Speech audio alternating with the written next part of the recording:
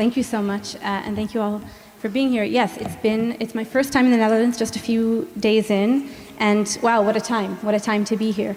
I've had the deep privilege to be at the encampment at Nijmegen, to speak at UU, yesterday at Leiden, and what I've witnessed so far, and I think what the whole world has been witnessing so far, especially students, but also the staff and faculty who have joined them, is just the tremendous courage.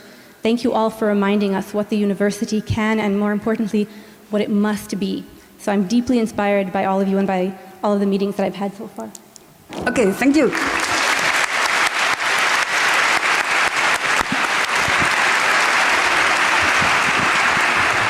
Omar Barghouti, you've been involved in this discussion for so long. What is for you a key concept that you are now thinking about? A key concept to me in this work, I've been a human rights activist for 42 years.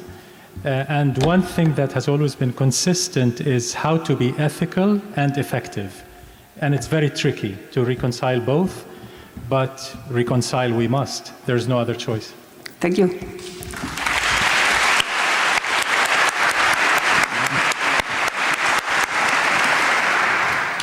Sarah, everybody here and many people more have seen you on national television. So what was the response? Oof.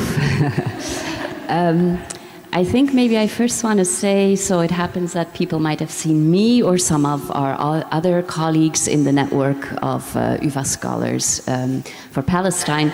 But of course, most of the work, a lot of the work happens not in front of the camera, right? I just first want to mention that. If you are in front of the camera, you get responses. That is a fact. Not so nice responses and nice responses. The nice responses give energy, and let me pause for one moment on the not so nice responses, because it is something that everybody who is doing part of this work will have to deal with one way or the other. Self-care is really important. Maybe at some point in the Q&A we can talk about what sustains a movement like this. Self-care is really important. All the troll emails, I don't read them. I have a folder that is called Trolls, and usually you already see it either in the subject line or in the first line, and I just put them in the folder. I keep them, you never know when you need it, but yeah, as a part of self-care. But the nice responses have been wonderful. Okay, thank you.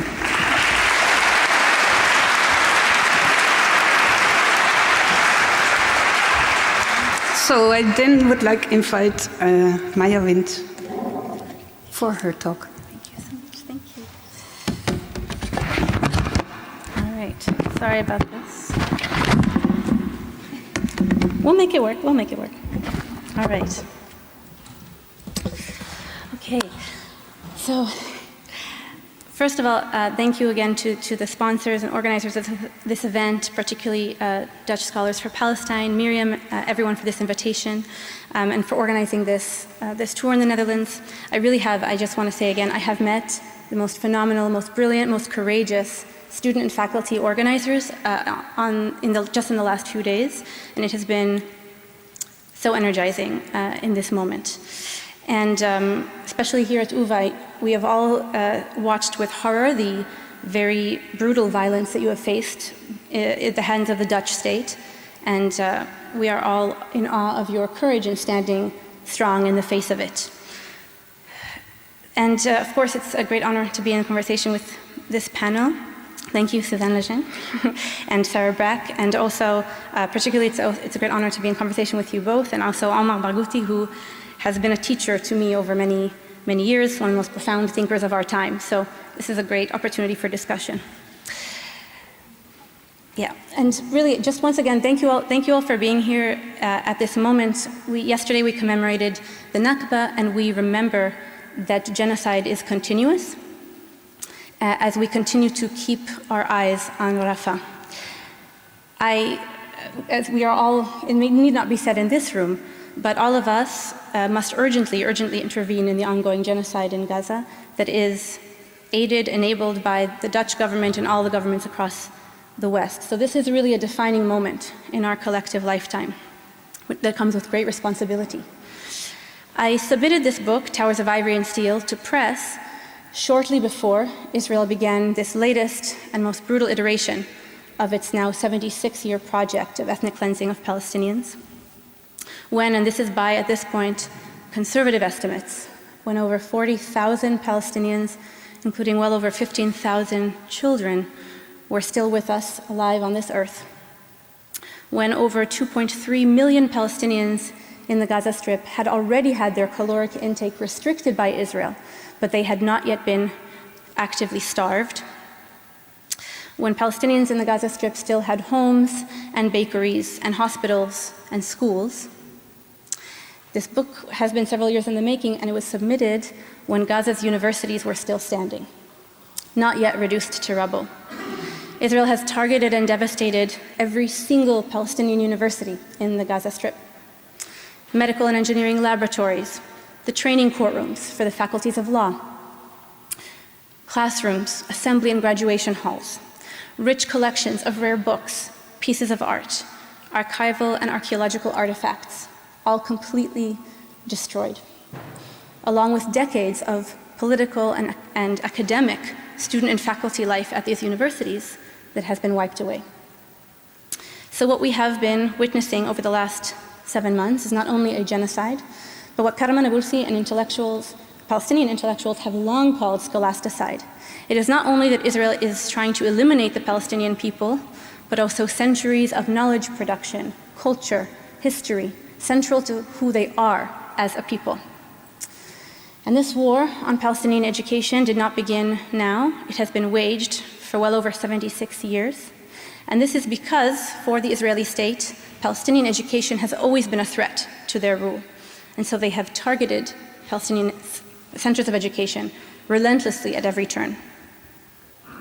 So I have spent my years at the university investigating how global systems of militarism and policing are sustained, with a particular focus on how Israelis labor to reproduce colonial violence.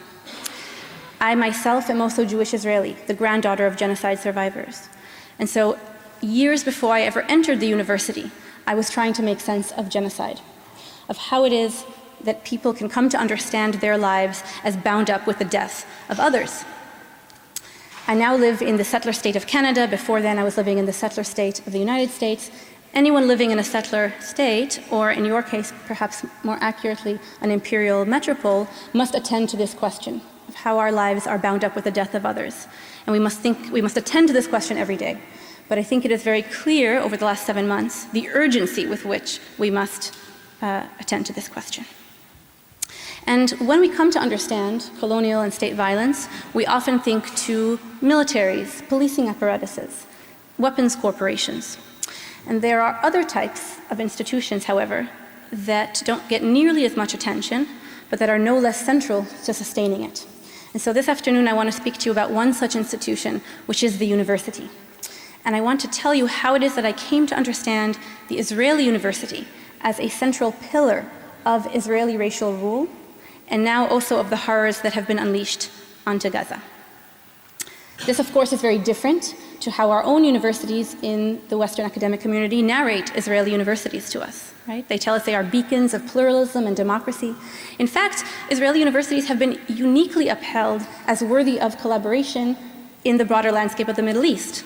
We need think only to Horizon 2020, funding, study abroad, joint research ventures, a whole host of collaborations that exist between our universities and Israeli universities, where no such parallel collaborations exist with any Palestinian university, or for that matter, most often actually, any Arab university or any other university in the Middle East.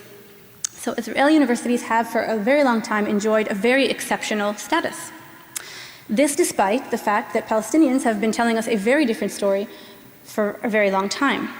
The Palestinian Campaign for the Academic and Cultural Boycott of Israel, PACBI, first issued its call to boycott the Israeli Academy back in 2004 on the basis of their complicity in what they called, and I'm quoting, their complicity in Israel's system of oppression against Palestinians.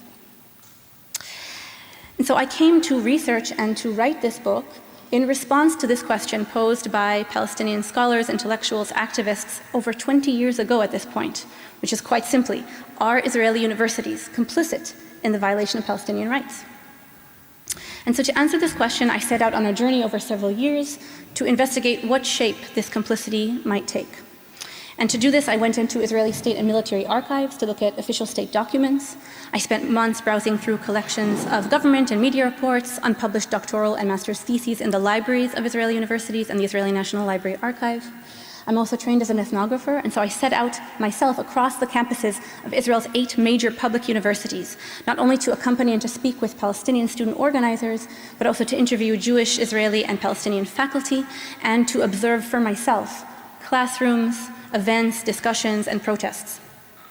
And what I came to understand over the course of this research is that Israeli universities are deeply implicated in Israeli settler colonialism and apartheid rule, and can only be understood as settler universities.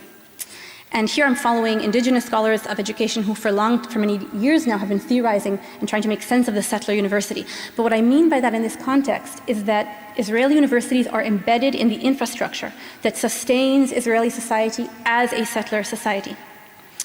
Settler states are founded with the objective of eliminating the native inhabitants and establishing a settler nation on native land. This logic of elimination and replacement is, of course, constitutive of the Zionist movement that openly called its project in its early decades the colonization of Palestine. And it sought to cleanse historic Palestine from Palestinians, replace them with Jews as the foundation of a Jewish majority for the Jewish state. This incremental dispossession that we are now, this incremental dispossession that took place over early decades of Zionist settlement was accelerated with the Nakba that we are commemorating as of yesterday. The mass expulsion and displacement of over 2/3 of the Palestinian population that paved the way for the establishment of the Israeli state. After the Nakba, Israel renamed this project Judaization. And I want to pause here to say Judaization is not a term coined by left academics. This is the official terminology of the Israeli state itself. And Judaization is quite simply a twinned project of, on one hand, shrinking lands in Palestinian possession, interrupting Palestinian territorial contiguity, while at the same time expanding Jewish settlement across historic Palestine and facilitating the unidirectional and crucially permanent transfer of land ownership from Palestinians to Jewish Israelis. This is Judaization. It is an official state project. And I tell you about Judaization because from this outset, Israeli universities have been central, absolutely central to this project. Before the Israeli state was even founded, the Zionist movement founded 3 universities as state-building institutions. The first was Hebrew University, built in 1918 at the strategically selected apex of Mount Scopus. And this location was selected for the Zionist movement to stake symbolic material claim as well to the entire city of Jerusalem for the Zionist movement. Shortly thereafter, in the 20s and 30s, the Zionist movement established 2 additional universities, again as state-building institutions, to hone the scientific and technological capacities of the Zionist movement. And this was the Technion Institute in Haifa and the Weizmann Institute in Rehovot. In the lead-up to the 1948 war, these 3 universities were directly recruited by the Haganah. This was the leading militia of the Zionist movement. It later became the foundations of what is today the Israeli military. The Haganah established a science corps that operated bases on these 3 campuses, where students and faculty themselves participated in the development and manufacture of weapons to aid in the project of Palestinian expulsion, including through the deployment of biological weaponry to poison their drinking water. In the 1960s, the state's Judaization program expanded on new frontiers, and as it did, the Israeli state built new universities to anchor these land grabs and this project territorially in areas of particular strategic concern. The only area within 48, post the Nakba, that still had a Palestinian majority, citizen majority living there was the Galilee, and so Israel built the University of Haifa as a pillar to Judaize the Galilee. Likewise, in the Nakab, what Israel calls the Negev, this is the southern, more arid region where it was most sparsely populated by Jewish Israelis. Israel built Ben Gurion University as a means to pull more Jewish Israelis from the central cities to the south to replace Palestinian Bedouins. Post-1967, the campus of Mount Scopus Hebrew University expanded to the lands of Isawiya and other neighboring Palestinian communities in occupied East Jerusalem. And the latest accredited university is Ariel University, built in the illegal settlement of Ariel at the heart of the occupied West Bank. This university was conceived of by the founders of the settlement of Ariel as a way not only to legitimize and to normalize this illegal settlement project, but also very explicitly to bring more Jewish Israelis, particularly secular, from the Tel Aviv metropolitan area to Ariel as settlers. And it was successful. The expansion and the accreditation of Ariel University went hand in hand with the expansion of the settlement of Ariel, what Israel calls facts on the ground. So really, over a century, Israeli universities were planned, designed, and built as pillars of regional demographic engineering. Now, of course, to maintain a military occupation over millions of Palestinians over decades, to differentially rule Jewish and Palestinian citizens of the State of Israel, has required new and expanded capabilities of the Israeli state. And so Israeli universities immediately stepped in to offer research and expertise needed to sustain Israeli apartheid. All public universities offer their faculties, facilities, and expertise for military training, advancing the career development of soldiers, police officers, Shin Bet personnel. For soldiers, this is a program called Atuda, which is Hebrew for academic reserve. These are specialized degree-granting programs run in collaboration not only with every Israeli university, but the Ministry of Defense, the military, weapons manufacturers, and the Administration for the Development of Weapons and Technological Infrastructure. So the Atuda program was designed and developed to offer the Israeli military a cadre of highly specialized and skilled soldiers amidst what is otherwise simply a draft of high school seniors. On other corners of campus, faculty and students are working to develop technologies and weapons to this day. In no small part due to lobbying efforts by Israeli scientists, many of whom were based in Israeli universities. They wanted Israel to not simply import weapons and technology, but actually to develop and manufacture its own. And they were in fact successful. So the Haganah Science Corps that later became the Israeli Military Science Corps was in the 1950s detached from the military and brought under the aegis of the Ministry of Defense, where it became the national authority for the development of armaments, or in Hebrew, הרשות הלאומית לפיתוח אמצעי לחימה. This will be known to many of you by its acronym, Rafael. Rafael Elbit Systems, Israel Aerospace Industries. These are Israel's largest weapons producers and global exporters. These were not only birthed by Israeli academia, but are continually sustained by it to this day. Diverse academic disciplines, including archaeology, legal studies, ethics, criminology, and Middle East studies, among many. These are just some that I track in the book, but these are just illuminating case studies. I could have chosen a whole host of other such disciplines. Entire disciplines and dominant paradigms within them have been producing expertise for the Israeli state and expanding their own scholarship in fields through these collaborations. So Israeli universities are complicit in all of the ways that I mentioned, but they are also complicit in the way that they actively stand in the way of change.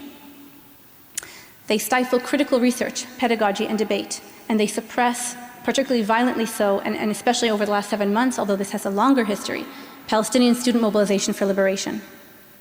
During the state's first decades, academic disciplines really across the board in the Israeli academy so overwhelmingly subordinated their research agendas and knowledge production to the requirements of the Israeli state that there was very little meaningful research, critical research to even speak to. In many ways, a first important opening came in 1978, when the Israeli state for the very first time declassified important materials pertaining to the founding of the Israeli state. These archives and these documents were still inaccessible for the most part to Palestinian scholars, but they did enable Jewish Israeli scholars to enter these archives and find evidence that not only the mass expulsion that took place in the Nakba, but also many of the massacres that took place over the course of the 1948 war were premeditated and well planned by the Zionist movement. They also found evidence that the Israeli state immediately moved to prevent Palestinian return, not only by razing homes and entire villages, but by establishing a military rule over all those who survived and remained. Palestinian scholars, for decades before this, had already offered a wealth of research on the Nakba. They had deconstructed massacres, they had conducted oral histories, other types of archival exploration. So there was already a wealth of research on the Nakba and on these very same events. But these were totally ignored in the Israeli academy until, that is, Jewish Israelis went into Israeli state archives corroborating Palestinian research with Israeli sources.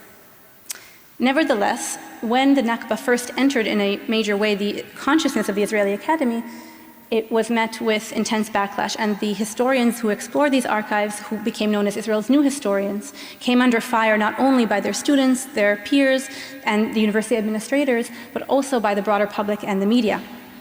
All but one of these historians was forced out of the Israeli Academy. Most of them now reside in the UK. At the same time, the Ministry of Defense immediately moved to make sure that no such critical research would ever take place in its archives ever again. Since that time, the Ministry of Defense has methodically reclassified hundreds of important documents about the Nakba, including many used by the new historians themselves. These join millions of other papers that have never been accessible to public researchers.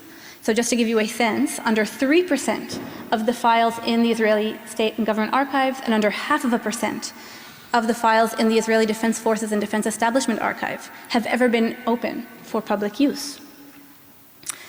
Israeli universities have never mounted institutional or sustained opposition to this very broad state censorship of academic research.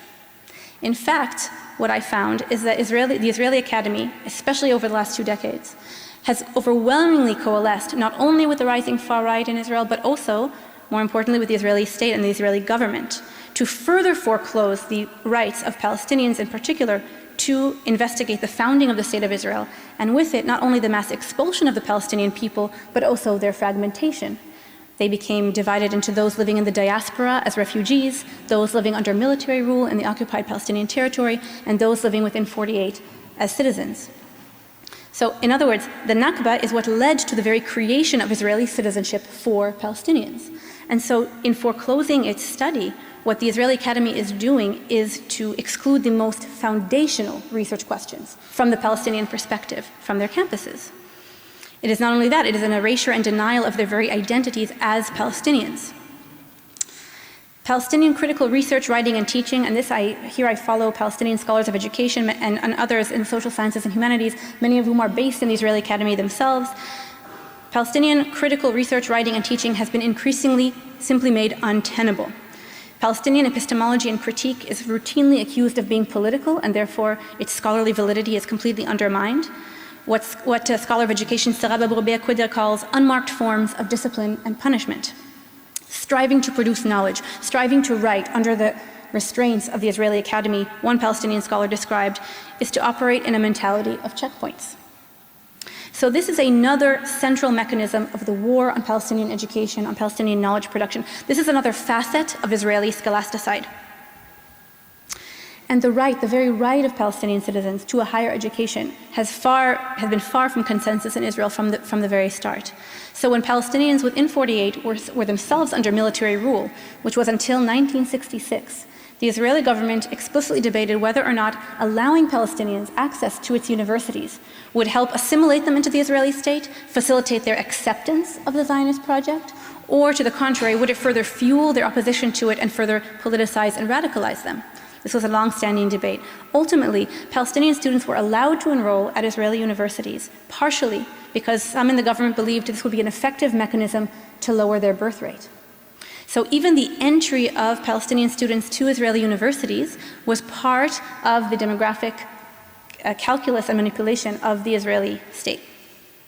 When they did begin to enroll at Israeli universities, very incrementally so, they were closely monitored and policed and surveilled by university administrations that openly collaborated with the Israeli military government and security state to ensure that they would not mobilize on their campuses or worse, off their campuses. What I found is that the story of how Palestinian citizens of the State of Israel entered the Israeli university system has had incredibly long afterlives. So universities continue to curtail and repress Palestinian student participation at every point in their educational journey, from manipulation to admissions, to the differential access to the physical campus or to dorms, to the ways in which Palestinian student groups, increasingly as they are mobilizing for Palestinian liberation, not only are their student groups suspended, not only are their events unauthorized, but now, and especially in the last 7 months, universities are calling in students to disciplinary committees and to hearings for any form of expression of opposition to the genocide in Gaza. And they are calling on the Israeli police and Shin Bet to come and arrest them from their own campuses. This project to eliminate Palestinians, Palestinian politics, extends from the Israeli University campus to the Palestinian University campus in the occupied Palestinian territory. These campuses are subjected to structural bureaucratic violence, routine closures, and raids by the Israeli military. Palestinian student organizing has simply been criminalized. Since 1967, Israel has declared over 411 Palestinian student groups and associations unlawful. Palestinian students active in the student council or in any student group are routinely abducted from their campuses in the middle of the day or from their homes in the middle of the night. They are detained for months under administrative detention without charge or trial, and they are subjected to physical and psychological torture. In the Gaza Strip, Palestinian universities have been suffocated under an illegal siege for over 17 years and have been subject also to routine aerial bombardment. And now, every single Palestinian university in the Gaza Strip has been targeted and destroyed by Israeli aerial bombardment or by controlled detonation from the ground, leaving over 90,000 Palestinian students with no university to attend. Not a single one of the Israeli university administrations has at any point, called on the Israeli government to cease the bombing of Palestinian universities and the intentional and utter decimation of Palestinian higher education. And this is not coincidental and should not surprise us, because not only have Israeli universities by design served as pillars of Israeli settler colonial rule and of Israeli apartheid, they are themselves actively sustaining and participating in this genocide. Over the last 7 months, Israeli universities have enlisted their institutes, their resources, and even their courses to produce hasbara, this is Israeli state propaganda, to defend Israel from international criticism and especially to thwart the mobilization on the campuses such as yours across the world. They are cultivating and producing legal scholarship to shield Israel from accountability for its war crimes, and we saw this most clearly in the ways that campuses immediately mobilized their faculties of law, among others, to thwart and to interrupt the case brought by South Africa to the ICJ. They are continually training soldiers, including in combat brigades and in the intelligence corps, who are producing mass target banks in Gaza. And they are developing weapons that have already been tried, including drones and others, have already been tried for the first time against Palestinians over the last 7 months and have already been put on display in international expos as battle-proven. They are granting special benefits, scholarships, and even course credit to reserve soldiers returning from Gaza to their classrooms. Also, they are punishing students and faculty, primarily Palestinian, for daring to speak out. And one in particular I want to mention is a dear mentor of mine, a luminary Palestinian feminist scholar, Nadira Shahub-Kevorkian of Hebrew University, who for years has been harassed for her courageous work on, and uncompromising work on Israeli state violence and the ways that it intimately shapes the everyday lives of Palestinian families, men, women, children, and for her work on what she calls unchilding, the ways that the Israeli state engages Palestinian children as combatants. Nadira has been hounded by her administration, culminating in her suspension just last month in March. And while Hebrew University reinstated her solely due to international pressure, they continue to fuel the vitriol and the state-led campaign against her. She is now still under investigation by the Israeli police. Her scholarship, her works in progress have been confiscated, and she has been, for the last several weeks, interrogated for daring to write critically about the Israeli state and to speak out against the genocide. Israeli universities, and I really, this cannot be said enough, it bears repeating, Israeli universities are complicit in genocide. And so our own universities in the Netherlands and across the West, which support and legitimize and fund them, are all implicated, and therefore so are all of us. But this gives us an opportunity to effectively intervene, and I think that the student encampments and student mobilization at UvA and across the Netherlands has shown us just how much of an opportunity this is and just how much power we have. We do have tremendous power across our campuses. We can hold our own universities accountable to the values that they claim that they uphold. Together, we can join the movement led by Palestinian and indigenous scholars and students around the world to remake higher education for liberation. Because as Palestinian scholars, intellectuals, activists, students have been teaching us and reminding us for well over 2 decades now, there is no academic freedom. There is simply no academic freedom until it applies to all of us. Thank you so much.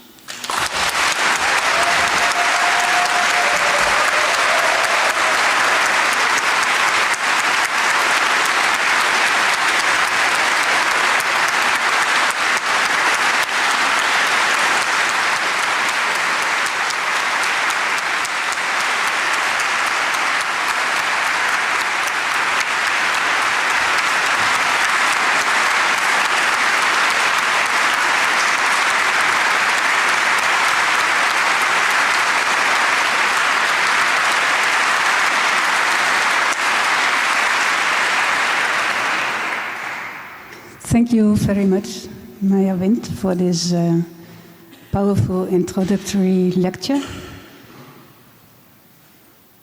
Before we continue, I would like to ask our two panelists to come with your comments or additional information, whatever you want to share with us. So first speaker is Omar Barghouti.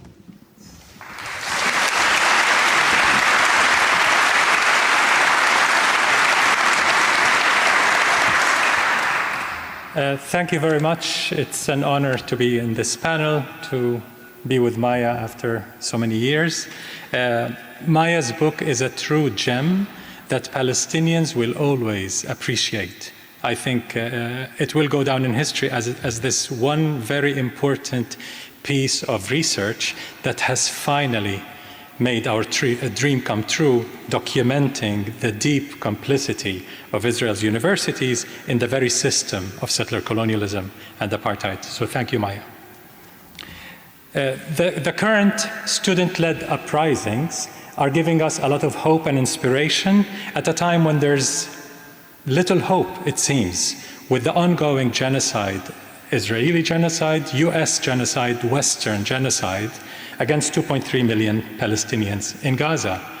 In fact, I think, in my analysis, that this student-led and faculty-supported uprising, if we can call it, is reaching a tipping point, so to speak, Palestine's South Africa moment.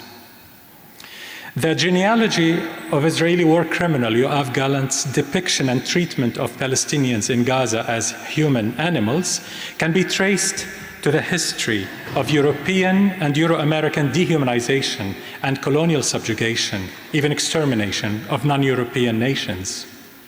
A few weeks ago, US Secretary of State Antony Blinken said, quote, "If you're not at the table in the international system, you're going to be on the menu," end of quote. 2 years ago, European Union leader Josep Borrell said, "Europe is a garden, most of the rest of the world is a jungle." And of course, the jungle could invade the garden with its high birth rate. So physical erasure necessitates epistemic and cultural erasure. And Maya spoke a lot about the epistemic and cultural erasure. This epistemic erasure always makes physical erasure more tolerable, less contestable, as oppressors cannot be blamed for eliminating something that did not really exist, or whose existence did not constitute sufficient subjectivity. Addressing cultural erasure, the US-based Middle East Studies Association said in a recent statement, Israel is engaging in cultural genocide against the Palestinian people with the active support of its American and European allies, end of quote. The entanglement of epistemic and cultural erasure with the physical elimination of the natives dates back centuries, arguably to the Vatican's doctrine of discovery, a quintessential European doctrine that constructed the rest of the world as a jungle, a terra nullius, and treated indigenous peoples and later enslaved African people as inferior savages or even non-existent.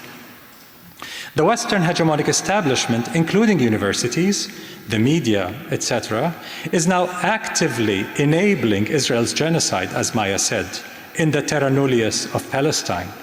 In parallel, it tries to silence us, to deprive us of our agency, of our ability to articulate genocide, to resist genocide, and to stop genocide. Suppression of freedom of expression would never be satisfied with erasing only Palestinian voices, though.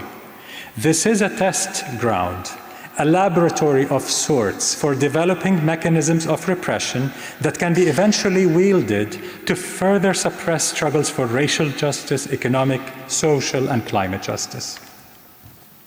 By perpetrating the world's first televised genocide, Israel's own laboratory in Gaza is trying to set a new paradigm of might makes right. Colonial powers, including the Netherlands, that share with Israel what Naomi Klein calls, quote, a supremacist vision of safety and security for the few, end of quote, may then emulate this paradigm to exterminate or crush weaker nations and racialized communities that, in seeking justice, dare to defy systems of subjugation. Commenting on Western complicity in Israel's genocide, senior UN official Craig Mukhaibar wrote days before resigning last October already, quote, "This is a textbook case of genocide.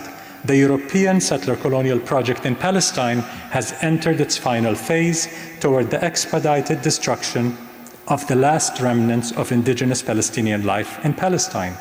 The governments of the US, the UK, and much of Europe are wholly complicit," he says, actively arming the assault, providing economic and intelligence support, and giving political and diplomatic cover for Israel's atrocities.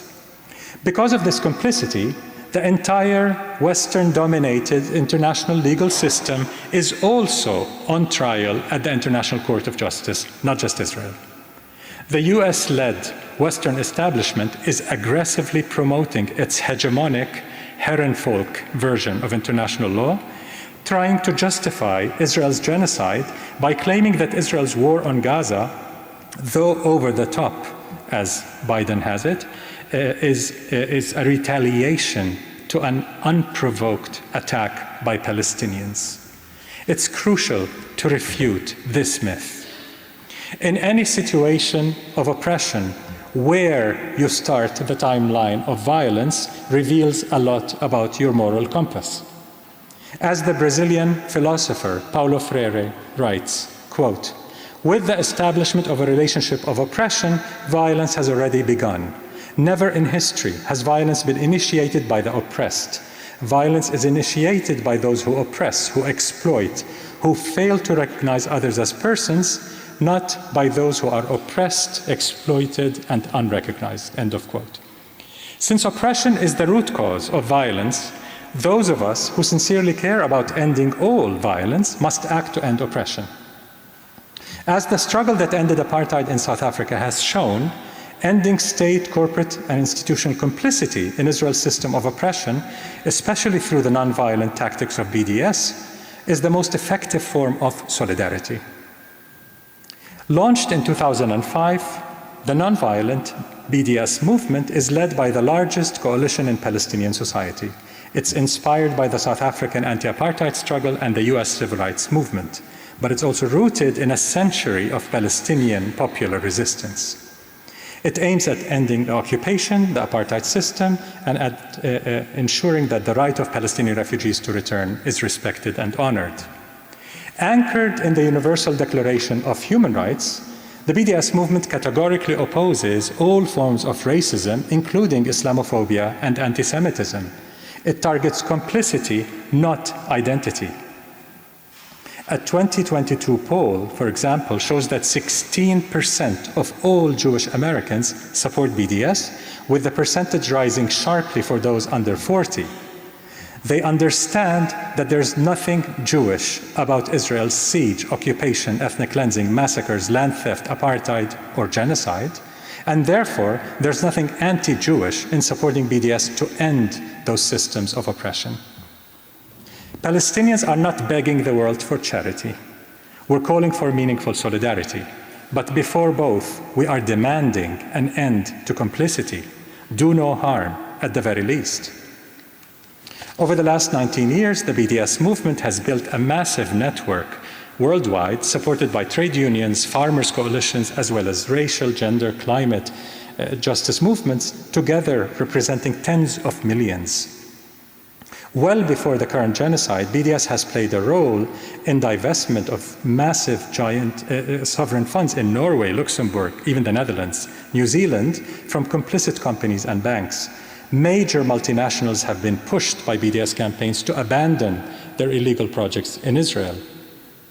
With the International Court of Justice ruling on the 26th of January this year that Israel is plausibly committing genocide, the legal obligation has been triggered to end complicity in genocide and to prevent genocide. So it's no longer just an ethical argument, it's a legal argument as well. It's universities in the Netherlands, the Dutch state, Dutch corporations have a legal obligation to end complicity. So when student-led mobilization is asking the University of Amsterdam, Utrecht, or anywhere else to end academic projects with complicit Israeli universities, as we've heard, they're all complicit, extremely complicit, and to end procurement and contracts with complicit companies, we're not asking for charity. We're not asking the University of Amsterdam to be progressive, God forbid, or to be pro-Palestinian. We're simply asking it to be decent, to do no harm, to stop its complicity in killing us, in destroying us and our livelihoods. That's not much.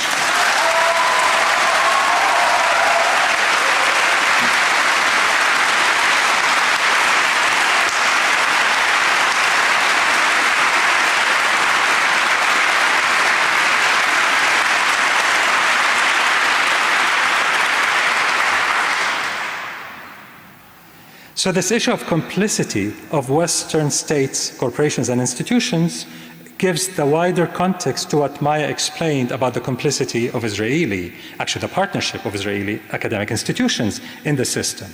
This entire system of Israeli oppression, settler colonialism, apartheid, cannot continue without that complicity. So what are Palestinians asking for? Because this is hotly debated, especially now, across the Western world in particular. Everyone claims, oh, the Palestinians want us to do this, the Palestinians want us to do that. In fact, near Palestinian consensus is asking for two things. First, full recognition of our basic rights, which includes the right of return, the right of refugees to return, the most important right, because it addresses the right of absolute majority of Palestinians. So full recognition and promotion of Palestinian rights under international law. We're not asking for the moon. Second, ending complicity of states, corporations, and institutions. This is the most effective form of solidarity anyone can do, especially in the colonial West that is a partner in Israel's genocide and underlying apartheid.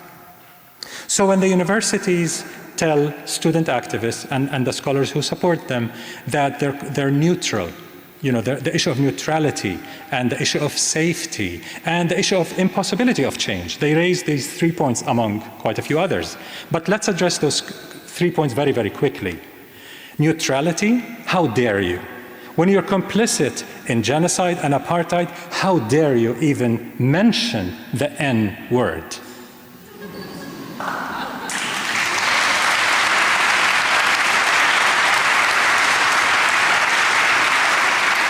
Safety? Whose safety? When you're complicit in genocide, you're clearly not concerned about the 2.3 million Palestinians being decimated. Does their safety matter? Are we human enough to matter? Or are we human animals, even in the eyes of the University of Amsterdam's administration? Does our safety count? Does the safety of the majority of students count? So clearly, they're talking about a hypothetical safety issue for some, unnamed some. Let's name the some. They're claiming that the safety is of Jewish students and faculty. Sometimes they say it in closed rooms, they don't say it publicly, but let's say it publicly. We're not scared of debate. This is a university setting, after all, supposedly. A higher moral authority, perhaps. Let's talk about the safety of Jewish students and faculty. Seeing a peaceful encampment, raising slogans like freedom for Palestine from the river to the sea, liberation for Palestinians, ending apartheid, ending settler colonialism, ending complicity, if that makes any person unsafe, that person has a problem. And it has nothing to do with their ethnicity or their religion. Claiming otherwise, claiming that any Jewish person is automatically unsafe because of slogans supporting Palestinian liberation is anti-Semitic. It's an anti-Semitic statement.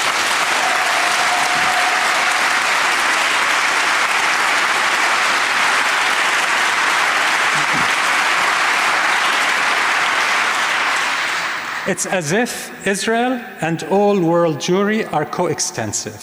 One equals the other. If you attack Israel or Zionism, you're automatically attacking all Jews. You're anti-Semitic. That's a very anti-Semitic statement. It reduces all Jews to a monolith represented by Israel, which means all Jews are responsible for the apartheid system and for the genocide. How more anti-Semitic can you get? The last point, very quickly, the impossibility of change. So come on, you students and whatever faculty supporting you, you've done your job, go home. You're not going to change anything. I mean, this is the Netherlands. Things don't change. That's what they try to impress upon us, to sear into our consciousness, colonizing our minds with despair. The Israelis have been doing it for 7 decades. Your establishment has been doing it for 500 years. Colonizing our minds that it's impossible to change. Things are the way they are, just live with it, adapt. But we know they always tell us it's impossible until we make it possible. We make it possible through our agency. We make it possible through our huge intersectional, beautiful coalitions. We make it possible through our hard work, our strategic works, our ethical work. We make the impossible possible. We've seen it throughout history.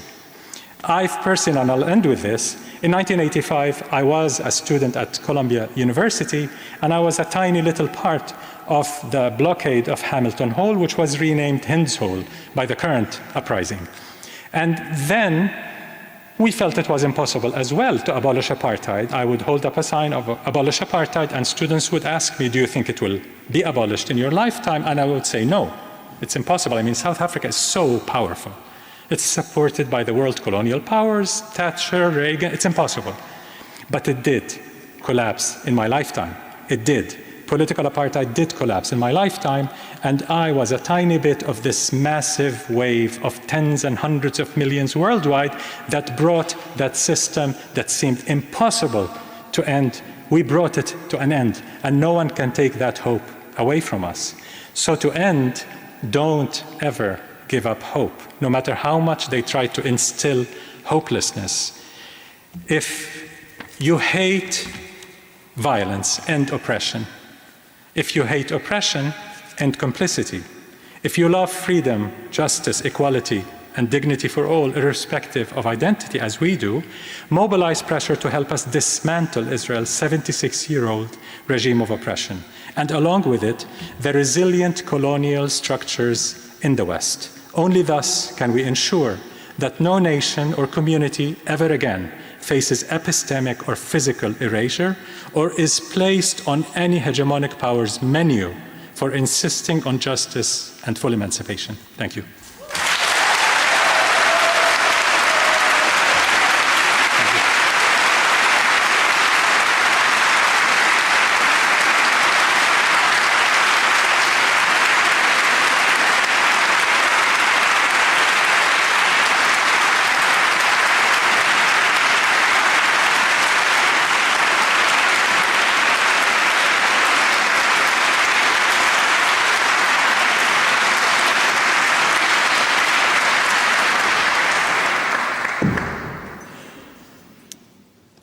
Thank you, Omar Barghouti.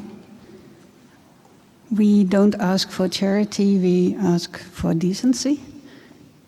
That's what you just reminded the university administrations. Very important. I now would like to give the floor to Sarah Bracke for your comments. Thank you.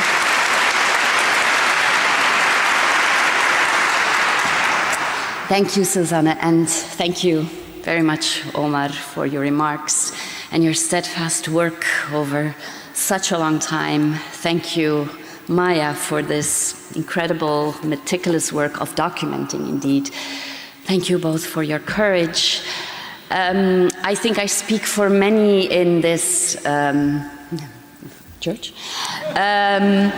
when I say that I would have loved to welcome you, Maya, here on the Ruterseiland campus of the University of Amsterdam to the liberated zone encampment that began Monday, May 6th, and that was violently broken up but that very same night by riot police. In the meantime, we've had riot police every 2 days on our campus, 3 times for sure in this little bit more than a week. And so we're standing here, we're dealing here with a community of students and of staff that is traumatized by this violence. Some of our students are still detained. Students and staff are still dealing with the wounds, and many people are traumatized by this violence in our university. For some, our workspace, for some, our space of education. Let me just pause for a moment, because I am also really standing here as an employee of the University of Amsterdam. That we have been dealing with this brutal repression, a high level of repression, and so little meeting of the demands of the students and of the staff that is in support of the students of this global movement. We've not been able to have an encampment that went on, so no encampment in that sense, no divesting still, no severing ties still, no, but escalation and repression. Okay, this is our conditions in which we do our work. And Maya, what your work shows, what this amazing book shows, is indeed the deep, deep complicity of entire academic fields and the very infrastructure of universities in Israel. And I think I noted at some point in the book that you used the word or the term co-constitution. So it's even in a sense beyond complicity. It's a very co-constitution of these universities with, you could say, the military industries, but even broader with a settler colonial project. So that is what we're up against. I had prepared a few remarks, and I think they will overlap with what we've already heard. Some on academic freedom, some on ethics, some on activism and politics, and then I would like to end with some concrete proposals, what we can do here and now at this, okay, I still want to say university, but it feels like a church. Okay, what we can do here and now in our institutions here in Amsterdam. Okay, academic freedom, and we've all heard already a lot about that. There is no academic freedom until it applies to all. I think it's important in the discussions on academic freedom, which we encounter when we talk about BDS, one of the reflexes that colleagues will say or administration will say, yes, but doesn't it go against academic freedom? And I think we have to be sharp about that, and we've already heard all the inputs. We are dealing here, we are not dealing with a situation in which there is academic freedom that then might be disrupted by a boycott or a BDS. We are dealing with a situation of blatant and very disconcerting lack of academic freedom. And I think it's important, again, it already has been said, but to keep all of these levels of this lack of academic freedom clear in our mind. Obviously, there is the Palestinian institutions, there's Gaza. When you eradicate all academic systems, all universities, of course, you have eradicated academic freedom. So I get personally very upset by the answer of like, oh, but wouldn't BDS disrupt academic freedom? Academic freedom has been eradicated in Gaza and is under a lot of pressure in the other Palestinian universities in the West Bank. But I think it is also important to see that, and that the book really lays it out in all of the details, that within Israeli institutions there is no academic freedom either. And this is obviously, we've heard about the way in which Palestinian students are repressed within Israeli institutions. But I would also, something that I didn't know, I thought I already knew, but I learned a lot by reading this book. Something that I didn't know is that in the academic discipline of archaeology, there's a whole Israeli field of journals of archaeology that are entirely disconnected of archaeology in the rest of the world as a discipline. Why? Because there are ethical standards within the discipline that one doesn't deal with looted things, right? So with looted artifacts, whereas that is what's de facto happening in Israel. With the result that there's a whole network of Israeli journals of archaeology that are disconnected from the rest of the academic global community of archaeology, the parallel universe. So that is not academic freedom either. We've heard the examples, we've heard what has been happening to Dr. Nadira Shahub-Kevorkian. I would also like to add the fact that a couple of weeks ago there was a letter to the Biden administration from academics to urge the halt of weapon trade because of plausible genocide, and that petition was, or that letter was signed by 20 Israeli scholars, and they all had to deal with retaliation. So again, this is not academic freedom in Israel either. But I also want to bring it here to the West and the lack of academic freedom that we are seeing here in relation to the question of Palestine. There has been, and there is censorship. There is and has been fear, right? Many people on precarious contracts, many of our students, but also tenured colleagues have not wanted to sign something with their name, do not want to show their face. There is fear. Only today, this afternoon, our Amsterdam Center for Middle Eastern Studies was hosting its annual lecture with Dr. Hassan Abu Sita, who at this moment, we are now, I guess, in the process of rescheduling. I'm trying to look at some of the colleagues who might be rescheduling. Anyway, now the ban, the Schengen ban has been fought and lifted, but the fact that he could not give this annual lecture of our Center for Middle Eastern Studies is a big infringement of academic freedom. We have somebody like, and I call out her name because it's something of this week, but I'm sure there's many other people like her, and I call out her name because she wrote an op-ed in one of the newspapers, Trouw, Rodante de Waal, who has lost her job because her teaching position in midwifery, because in her midwifery classes she focused on the lack of reproductive justice in Gaza.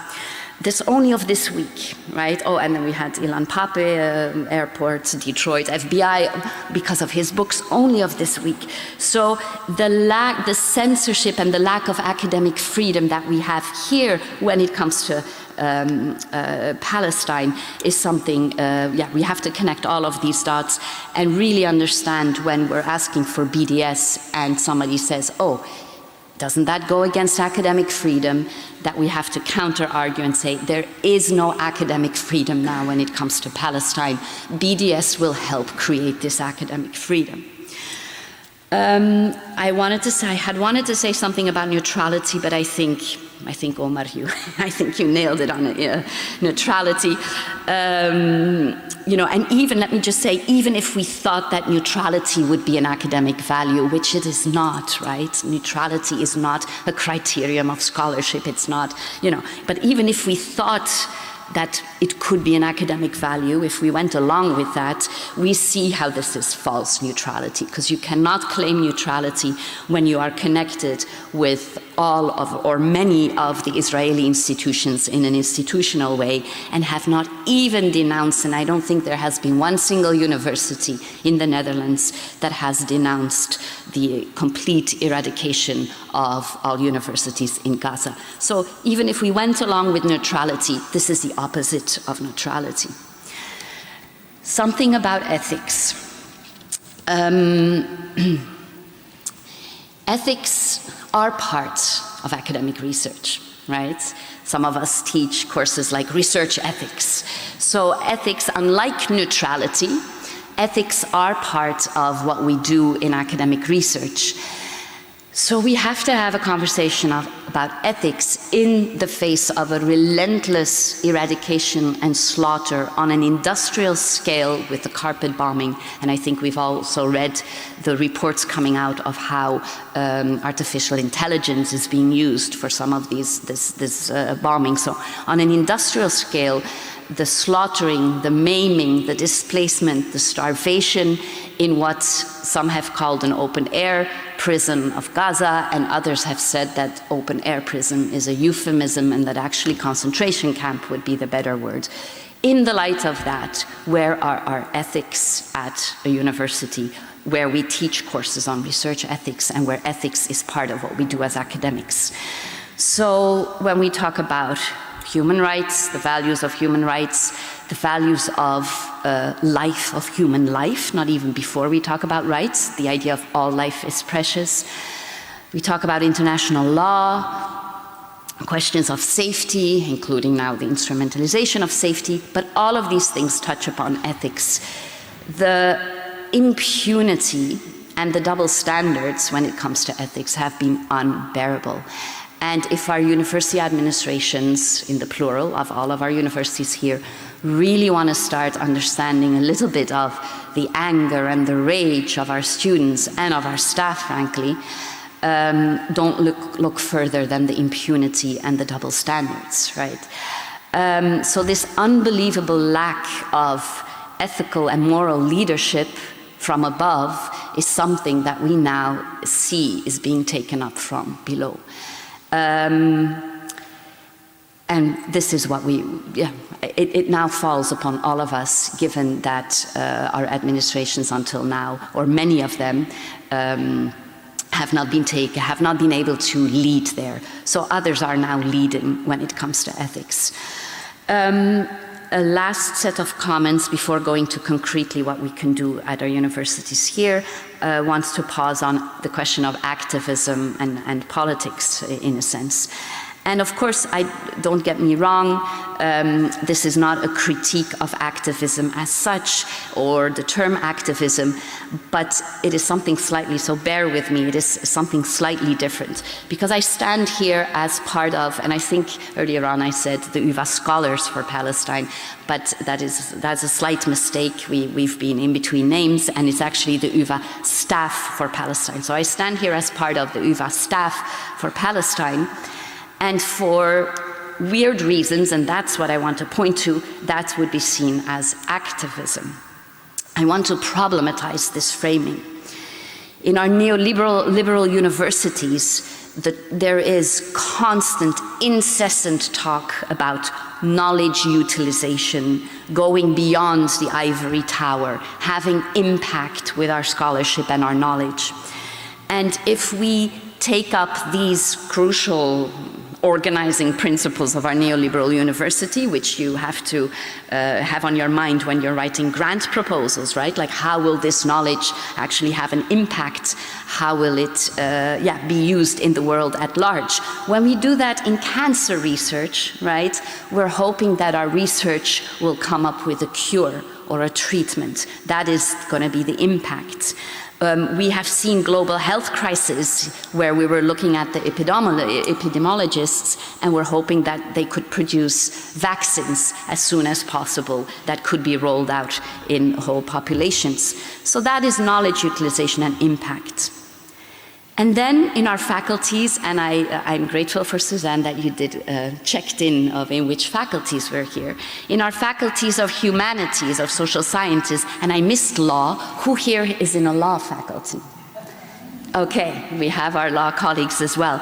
So in these faculties, knowledge leads to,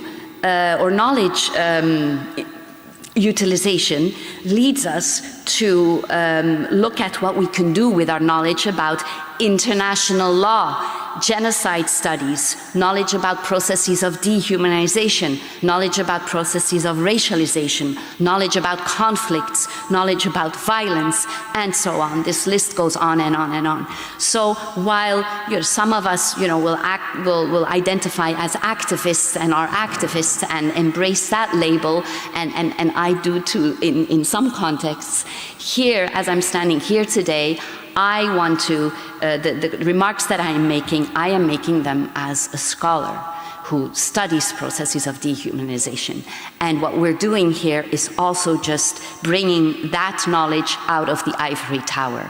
And the way in which that is sometimes dismissed as politics, I would want to say, is also another attack on academic freedom.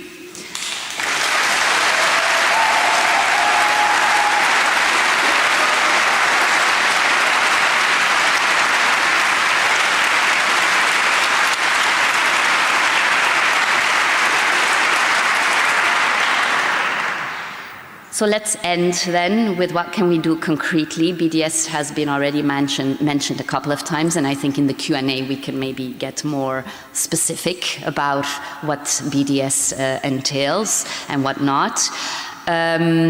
I do think I already want to preemptively say the last couple of days I have heard after our university has produced a list with, I think it was 8 projects with universities in Israel. I have heard the comment like, oh, but this is only 8 projects, like how, you know, this is not a lot. So I'm preemptively kind of I'm already answering to that. I think first of all, there's a crucial symbolic impact. I have mentioned the word impunity earlier on, and one of the symbolic impacts of BDS is that we say there's an end to this impunity. But then there is a material impact, right? Even if it's so-called only 8 projects, that is still a material financial impact. But then I also think, and that has kind of slipped into the shadows a bit, that we have to go beyond the 8 Horizon 2020 projects. We have to start really digging into the companies. We have to start digging into the retirement fund that our staff the money that is going into the retirement fund of our staff, because we know, and sometimes it requires some digging work, like sometimes it's not visible on first sight, but we know that there's a whole field there where there's still much more complicity that we can end. What can an individual in one of our universities do? I think we all need to educate ourselves, and this book is an amazing piece of education. There's many others still. I think we have to continue to educate ourselves. I also noted, I just want to share this, that in my little research group, and not mine as in that I lead it, but in the little research group that I am part of, that is called FTS, Feminist Transnational Sociology, when we saw that there was no movement on the level of the management, we made our own BDS pledge. We can do that. Many people can do that, right? See if you find a unit where you work that you could come and have this conversation about BDS, and with that unit, make your own little BDS pledge. We're not releasing on the pressure on the administrations, but we can also do a kind of BDS from below at the same time. I also want to mention that with UVA staff for Palestine, that we are working now with the biggest union, the FNV, and if all goes well this afternoon, we have the final formulation of 2 demands, one focused on the unacceptable police violence on our campus, and the other one focused on the complicity of our institutions with human rights violations and war crimes. In general, it is formulated in general, but it should cover everything that we needed to cover in relation to Israel and Palestine. So if that goes back to the union, and a lawyer still needs to look at it, but then it will come back to our institutions, and union members will get to vote on this. And if it has a good majority of the votes, it would protect us, or it would set us up for industrial action, meaning strikes, right? Okay. So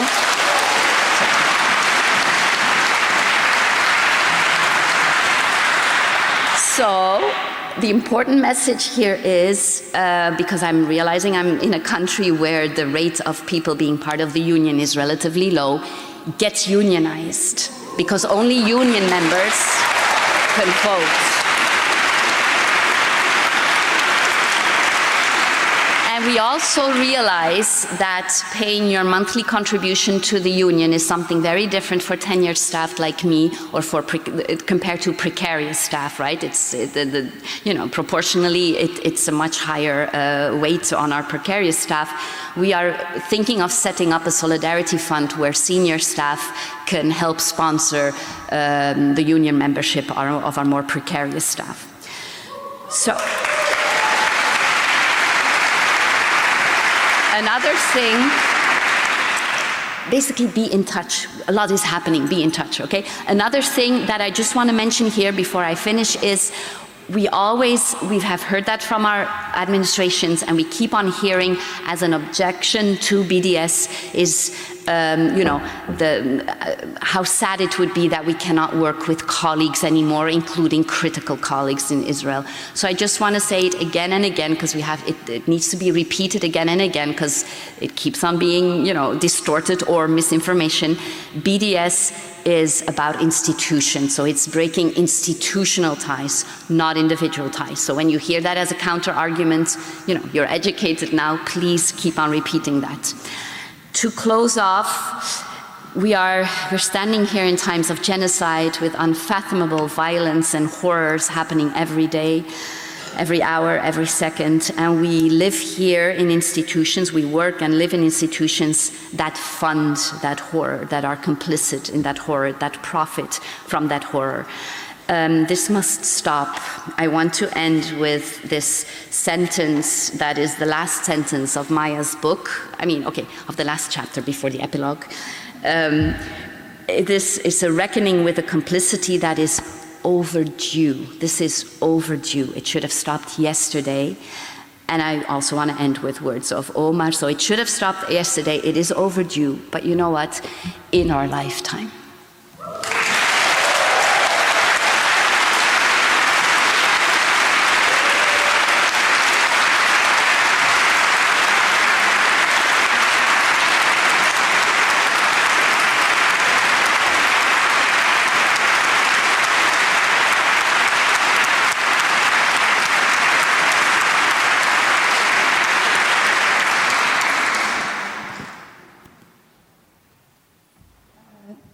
Sarah, thank you very much as well for these comments and this insight into also very practical ways of how to start or where to continue or what to try to achieve. We have almost half an hour left for discussion, so that is quite something. I'm very happy that we will have that time. I would like to ask some to come and pick the microphone and walk to people in the audience who have questions. And so we start with 3 questions from the audience, and then we see whether there may be also 3 questions from the people who are with us via Zoom. So we start in the audience, and let's start at the back. Yeah.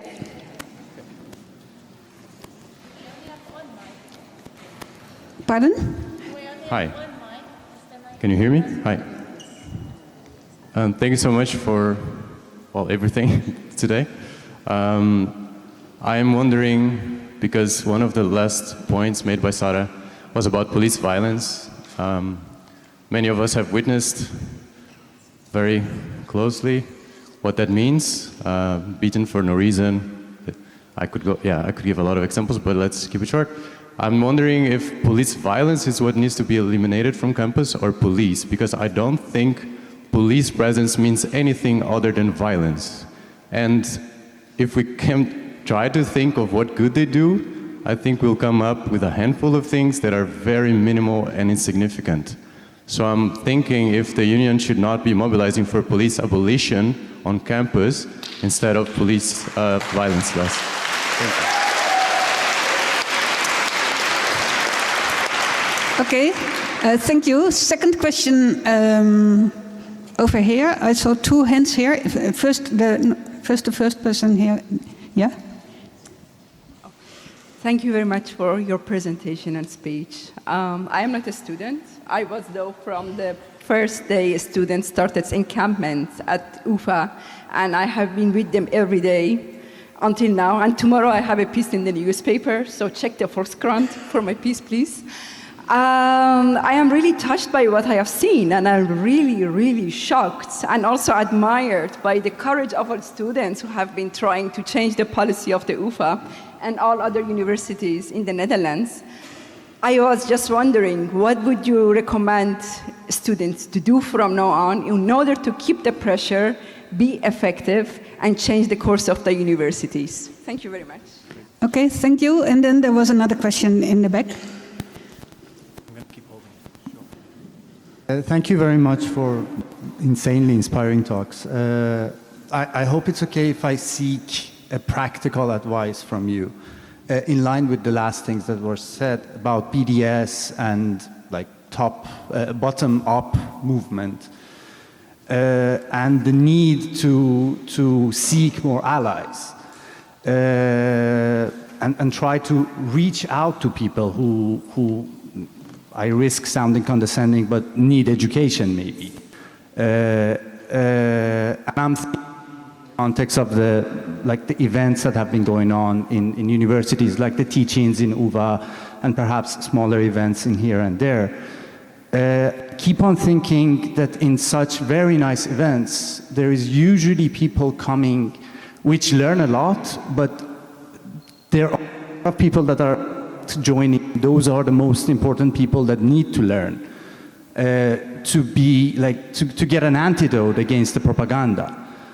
I would like to know how to practically reach out to those people, how to make it possible for them to feel invited, safe, curious to join, and hopefully get educated. Okay, thank you.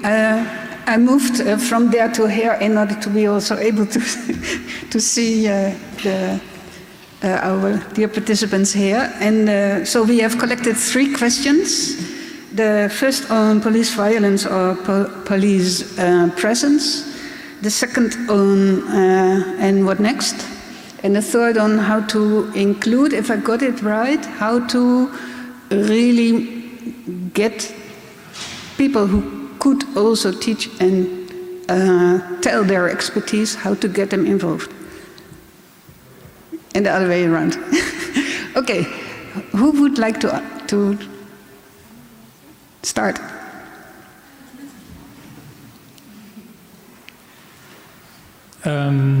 The first point about what's next for student mobilizations, how to grow it further, and so on.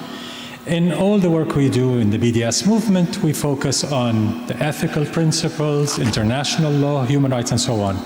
But ethics and the law are never sufficient. They're necessary.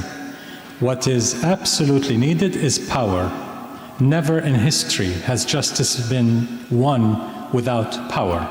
And if the power we have is not sufficient, we need more power. More grassroots power, more people power to achieve results.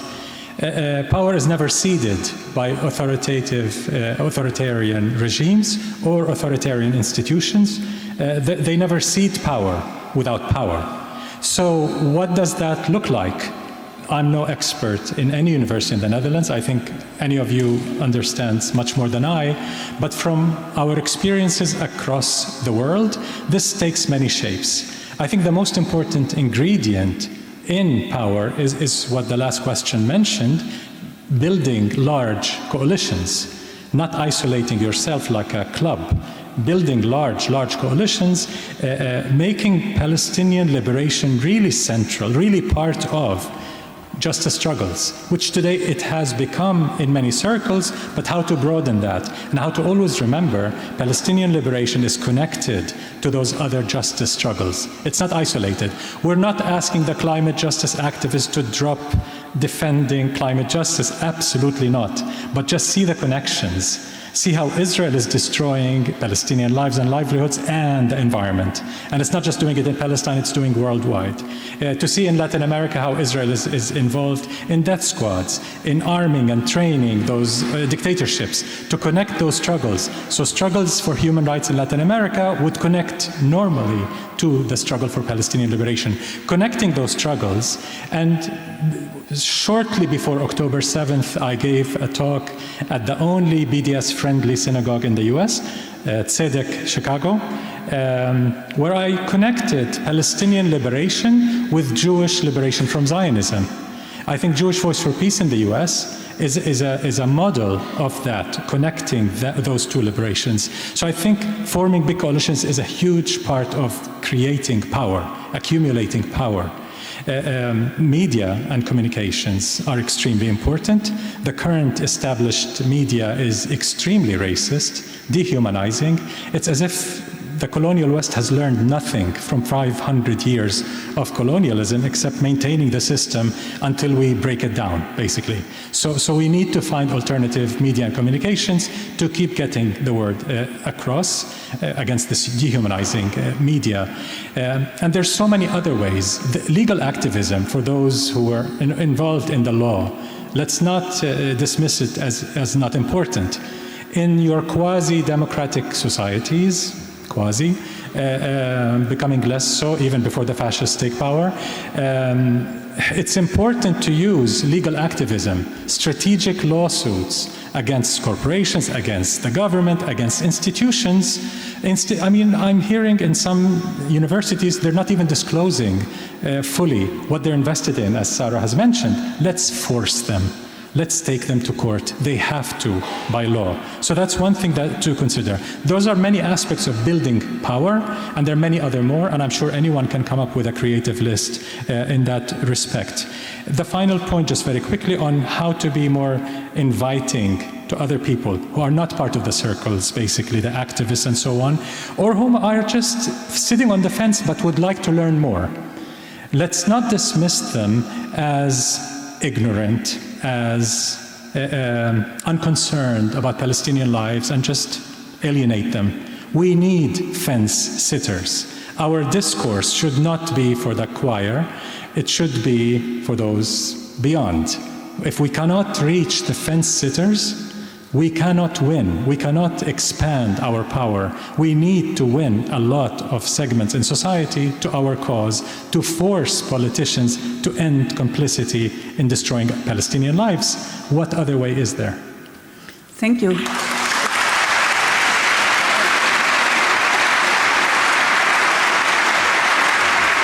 Sarah, can I ask you to comment on the question with respect to police?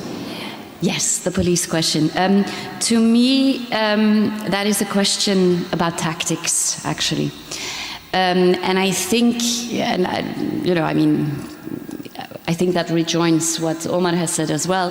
Like, I am convinced, and I know there's, we can have discussions about that, but I'm convinced that we need different tactics, right? I'm convinced there is not one tactic. The tactic of working with the union at this moment in time probably means we can go for police abolition in that particular action, right? Whereas, I'm on board with the police abolition thing, but I think, what we can do with the biggest union in the Netherlands at this moment is make sure, and actually this is what we want to push for, that police cannot be called in on campus for demonstrations, right? So when it's a demonstration, police cannot be called in on campus without faculty being involved, which is a model that we see in the US, which is a model, if I'm not mistaken, that in Colombia, some of the Colombia staff members are now saying, the police was called on campus without us voting on this, so this was an illegal decision according to our own house rules. So that's kind of the tactic that we're going there. I know it's, when you believe in police abolition as I do, it's not enough, but it is something. I also, and I think, again, that I join Omar there, I also believe in incremental change. We had the discussion of incremental change before. Maybe very briefly to the work of education, you know what I also think, I don't know, maybe you have other impressions. I think that at this moment in the West, or in this part of the West, we have a young generation that is best educated on Palestine than what we've ever had. I think the education is happening. We can't stop. We can't say, oh, now we're educated and, you know, now we only do politics. So the education has to be permanent. It has to also really, be in connection to our Palestinian colleagues who have been, thinking about this, writing about this, fighting for this for the longest time. But yes, I think it's happening, and we just have to continue and see when something opens. I think the media has been a problem for a very long time. And then I also have to say, to be honest, in the past couple of weeks, I have seen different kind of media reportage that 2 years ago I would not have kind of thought was possible. So it's building up the power incrementally, I would say. The question about what next for the students, what can we recommend? I don't think the staff should recommend anything to the students.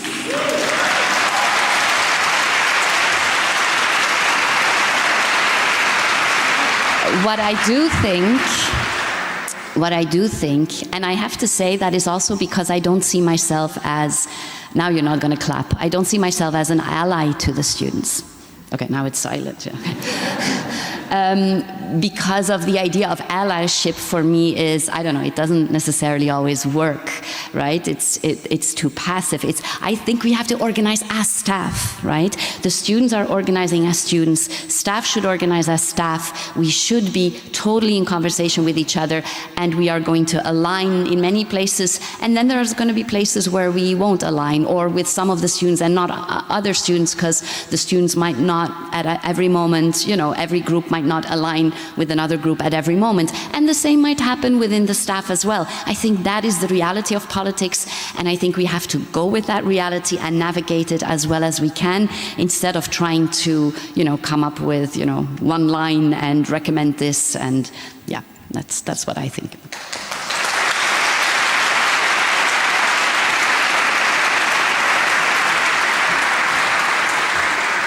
Okay, so let's see whether there are questions in the Zoom, and then after Zoom we will return to the room, and I saw one here and one there, and then there will be one more, okay. But first we check whether there are questions in the Zoom. So there are currently 5 questions in Zoom. I'll start with the questions to Maya, if that's okay.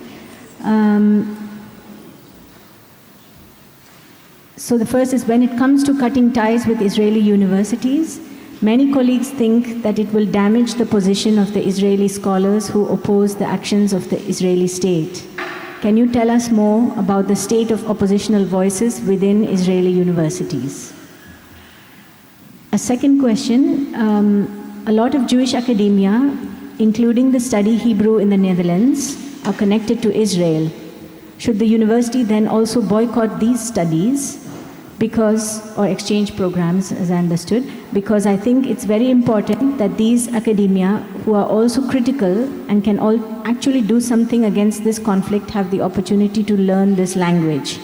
However, this is only possible with exchanging knowledge with Israeli universities and exchange programs. Another question, this is for Maya and Omar.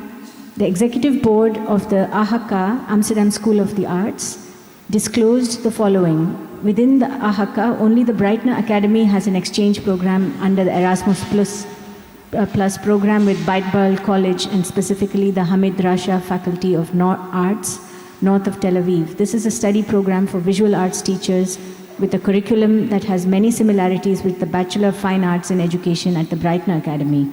The choice to cooperate with Hamid Rasha was made because this academy has a mixed Israeli and Arab Palestinian student and teacher population, and is actively involved in initiatives concerning multicultural and equal society issues.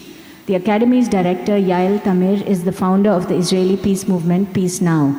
My question is, are there institutions within Israeli academia that do play a positive role, and is the above one example of this? Okay. Maya, can I invite you for the answers?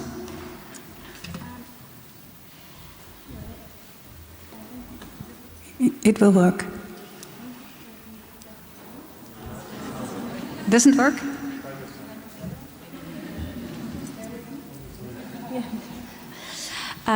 Thank you for these questions. I see them as sort of speaking to the same core issue, which is the question of an analysis of how we are to win Palestinian liberation, and what specifically is our role as faculty and students in the Western academic community, in particular at this moment and more broadly. And I want to say that one of the things to my mind that is so powerful about PACB's analysis, and has always been, is that it is an analysis of structure. So the sort of, and I think all of us, when we come to understand systems of injustice, systems of violence, certainly when we're talking about colonial violence, we must attend to structure. And so at the fundamental level, I'm repeatedly asked about Israeli leftists in the Israeli Academy. So I want to just say again, it does not really matter who inhabits the Israeli Academy if structurally every single Israeli university is deeply embedded in the Israeli regime of apartheid and is actively sustaining genocide against the Palestinian people. So I think we have to refocus on the question of structure, which is what PACB's analysis has always shown us. And I think it is a gift not only because PACB's analysis illuminates something about the nature of the Israeli Academy, which I hope that my research helps to substantiate just how correct they were in attending to the question of structure and institutional complicity and embeddedness in colonial violence. But I think it is also a gift to us, and this kind of speaks to some of the earlier questions too, it is a gift to us in coming to understand all of our universities. All of our universities, certainly Dutch universities, steeped in colonial violence, built with the spoils of the slave trade and Dutch colonialism, and continually, our institutions are violent institutions, all of our universities. And what PACB's analysis illuminates is exactly how to come to understand and to research and to make sense of the myriad of ways that our institutions are violent institutions, our universities. And so I think that we must attend to the question of structure. And if we do not attend to the question of structure, we are missing the mark of how we are misreading the map, and we are not going to build the power that we need in order to really fundamentally decolonize higher education and remake it as an infrastructure for liberation that it can and should be. So that is one thing. Also, this was sort of said by Sarah and others, but it has to be repeated again and again. PACB's invitation to Israelis of conscience has been from the foundation. There is nothing stopping Israeli academics, Jewish, critical, or others, of joining the Palestinian liberation movement so long as they adhere to the core fundamental rights and the primary demands of the Palestinian civil society. And so there's nothing stopping them, and until they do so, and until they do so in mass, and until they call on their own universities to sever their own ties and their own, not only complicity is an understatement, but their embeddedness in Israel's regime of apartheid, we will continue to boycott the Israeli Academy. So I think it is really incredibly important. And I also want to say one more thing about the Israeli left, because how long will we ask Palestinians to wait? And under the assumption that there is a potential force of left Jewish Israelis in the academy or elsewhere in civil society, such as it is or such as it exists in the Israeli context, how long will we ask Palestinians to wait for their liberation? It is really unconscionable, and it is unconscionable to me to even ask this question at a time of 7 months into a genocide. And when we're talking about impunity, I think we also have to remember this impunity was facilitated and was fostered over decades. What we are seeing with devastation over the last 7 months has been years in the making, and absolutely central to the facilitation of Israel's impunity has been its university system. So overdue does not begin to describe our situation here in the West and how long we have enabled the Israeli university system, and in so doing not only Palestinian unfreedom, but now genocide.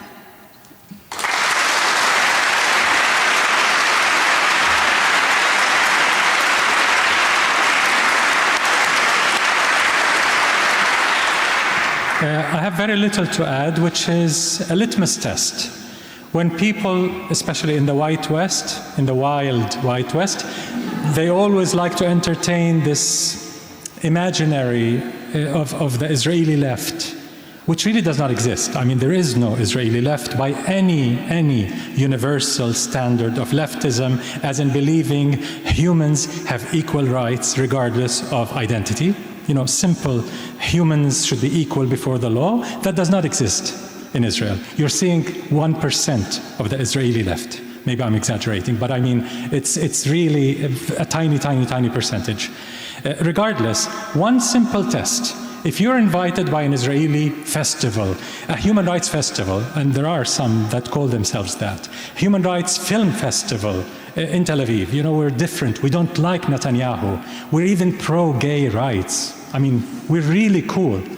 Okay, so what is a simple test to ask that festival in order to decide whether to go or not? Because they can really entrap you in this kind of liberal language, and we even oppose the occupation without defining what the occupation means. Regardless, simple test.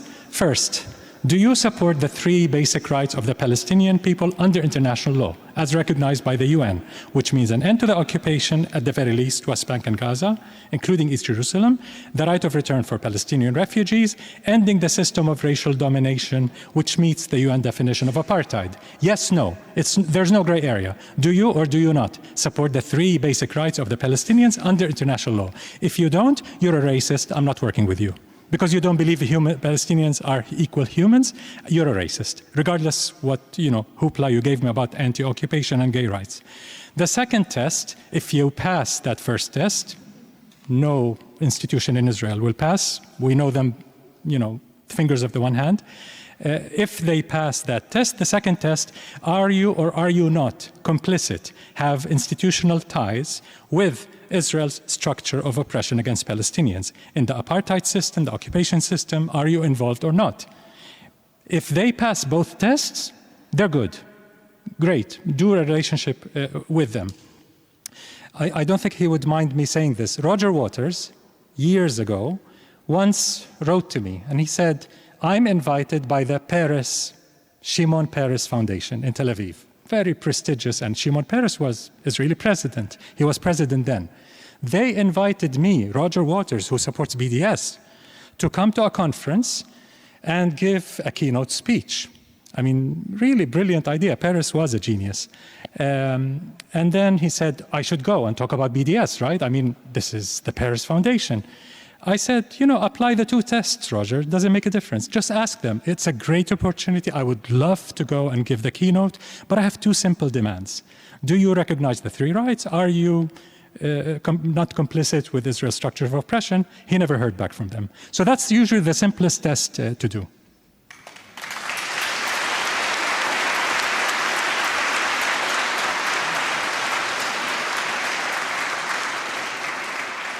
Okay, I would like to ask you, are you still ready to take 3 more questions before we leave? Because we are now past 3 o'clock and promise was still 3. But I know there are 3 more questions. So shall we continue a little while, 50 minutes? Okay, so then the first question is there behind you. That's the 4th. Do I have to say my name also? Okay, thank you very much for organizing this event and also for all the speakers. It's very insightful. I thank you for your wisdom. And I think it's very brave. And I have 2 questions. The first one is for Dr. Maya Wind. I'm curious, when you were doing your research, was there any resistance that you encountered at the universities in Israel, or any other obstacles for that matter? And the second question is how to academically counter the academic disinformation coming from Israeli universities. And this question is for any of the honorable speakers that want to answer. Thank you. Okay, second question was there, second row. Yeah?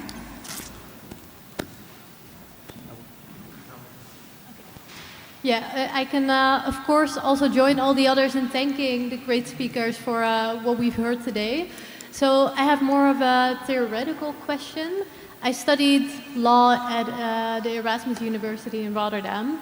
And when we had the course Public International Law, I asked my tutor whether we would breach the topic of Israel-Palestine, and he said that the university did not allow it. But if our group would really want to speak about the subject, he was Jewish, he would allow us, and he was a very critical thinker on it. I kind of kept that situation with me, and then when I studied at UvA, at a very critical university, I was quite surprised at what happened in the past few weeks. So I'm wondering, in politics we see visible and invisible forces that have influence through lobby, but for universities they're a bit more obscure. Do you have anything that you have seen or have studied that you would want to share with us about maybe the less visible forces that influence university boards in these decisions? Okay, and then the third question, I've seen a number of hands, but I would propose you. Who? Yeah, the final row.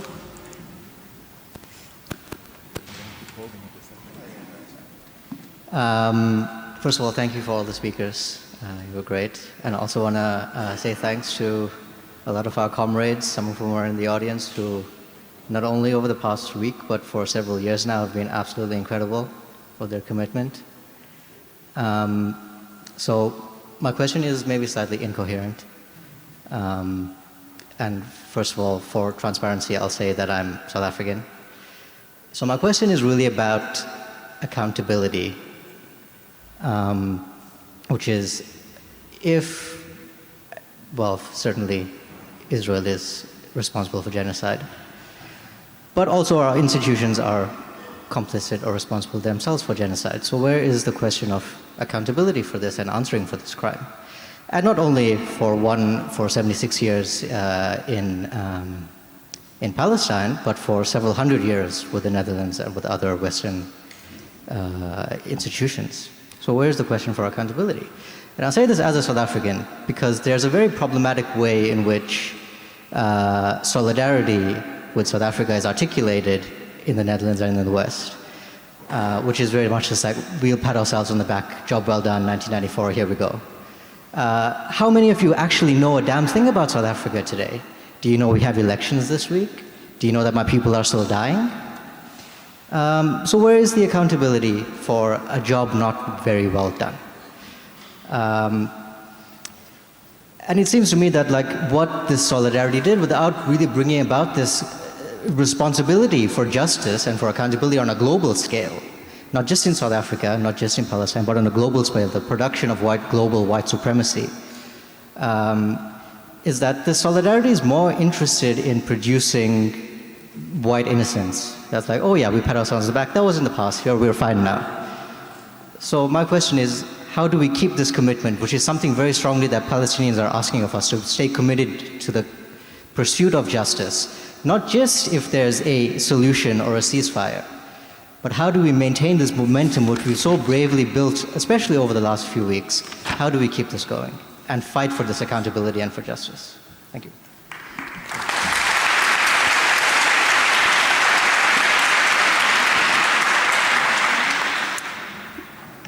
Thank you. Who would like to respond first?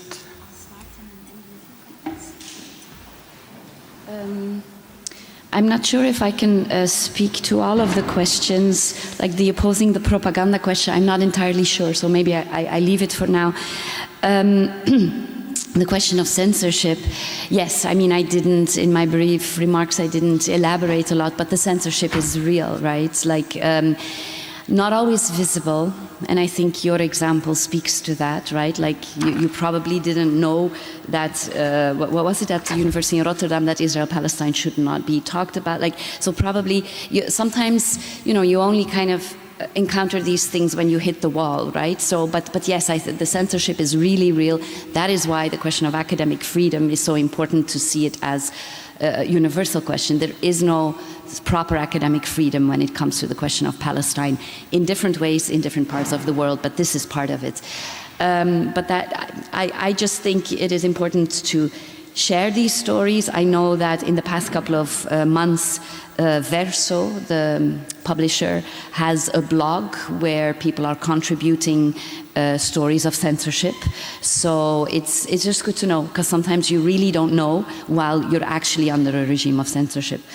And thank you very much for the question of accountability. I think it's a question that we should debate much more. So I'm really grateful to you for bringing it up here. I just want to answer with one dimension, and it becomes very particular because you're speaking for accountability for white supremacy and for 500 years of colonialism, and so I'm not addressing it now, but I think we should much more. But really here and now, accountability when it comes to the struggle that we're engaged in here, how should I put it? For me, at least, earlier on, I kind of made, in relation to the question of, what could we recommend to the students? And I said, I don't think the staff should be recommending to the students. Remember that moment. There's another part of that. I do think all of us should be accountable to Palestinian organizations and, and in my case, the PACB and Palestinian civil society. So when we here have ideas of, oh, this is how we're going to set up our solidarity, but actually from, Palestinian civil society or Palestinian organizations, it is really working against them, I think that is a huge accountability issue. And I'll give you a small example that implies me. When we were doing our BDS pledge for the research group that I am part of, there was a moment that this distinction between the fact that the boycott is institutional and not individuals, there was a moment that it was a little bit blurred. Our wording blurred it a little bit. And somebody noted it and say, hey, doesn't the BDS call or the PACB call ask us to be more rigorous here? And somebody else said, yes, but in the case of the South African the boycott for the South African apartheid regime, it was an individual boycott. So it was kind of, like, we're not just randomly doing this. Remember that struggle, it was individual boycott. So it doesn't matter that it's a bit blurred here. And luckily enough, I was in a position of knowing Omar and giving, our pledge to Omar before we send it to the CVB. And Omar, with his red pen, was like, this is wrong, this needs to be sharper, da, da, da. And, that's a little example. I only want to imply me. I think there's all kind of other examples that people can think of, but that is, for me, part of the accountability. When I support BDS, I need to be accountable to PACB.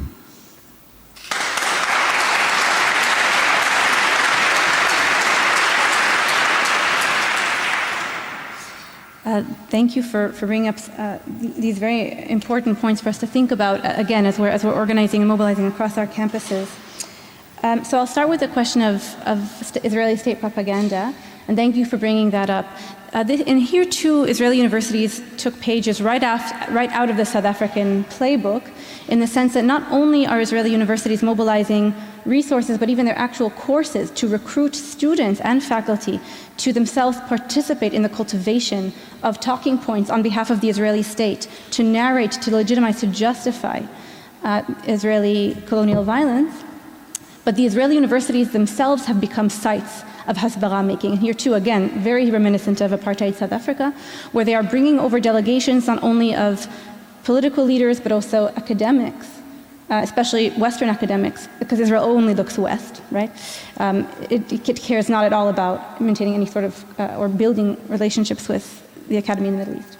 But they bring over these academics on whom they rely in order to showcase the campus itself, particularly campuses like University of Haifa that services the largest numbers of Palestinian citizens, as supposedly evidence, right, of Israel's democracy. And so I think that this is exactly what we have to attend to as well, and this is true not only for the Israeli universities, but more broadly, again, what I return again and again to what PACB offers us by way of understanding our own colonial universities, which is that not only are our universities themselves violent because they are invested in military industries, because they have ties with the police, because they are built on lands that are not ours, and through dispossession and slavery and colonial violence, but also because they are playing a particular role now, and we're seeing this in the Dutch context play out in particular around the genocide in Gaza.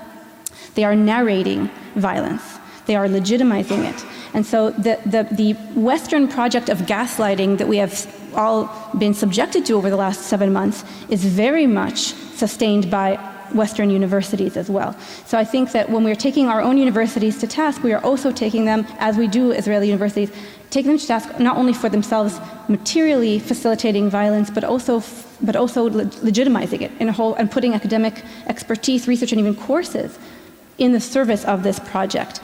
So thank you for bringing that up. I think it is important to attend to that and to think about our role as students and scholars also in challenging that.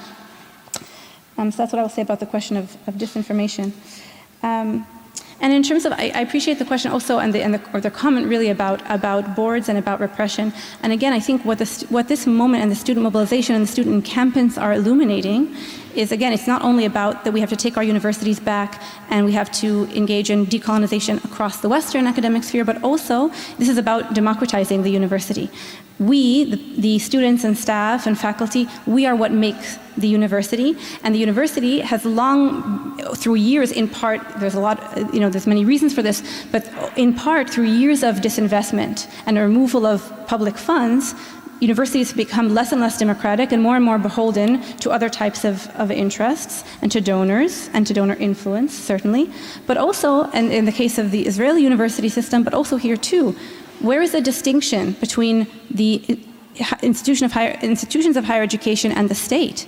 That is a fundamental tenet of academic freedom, and also something that we are insisting on, the students are insisting on, is the Dutch universities cannot and should not be simple extensions of the Dutch state. The fact that the Dutch government is central to facilitating the impunity of Israel in this genocide does not mean and should not mean that Dutch universities should be part of that apparatus. So I think that the student mobilization, what we are seeing now, witnessing before our very eyes, is a revolutionary moment, truly, because what university students across the world are showing us is that the Palestine exception no longer holds, and that they abjectly refuse to live in a world where Palestinians are not free.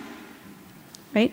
And I think I say this every time because it was, I think, so impactful for many of us when we were looking at the protesters on the streets of Cairo who were chanting, "We are not liberating Palestine, Palestine is liberating us." That is equally true for us here, certainly I think in the Netherlands. And so what we are seeing is that we are not only organizing and struggling for Palestinian liberation, but we are now understanding, students are showing us, that it is only through organizing for Palestinian liberation that we ourselves will become free. So that's what I would say to that.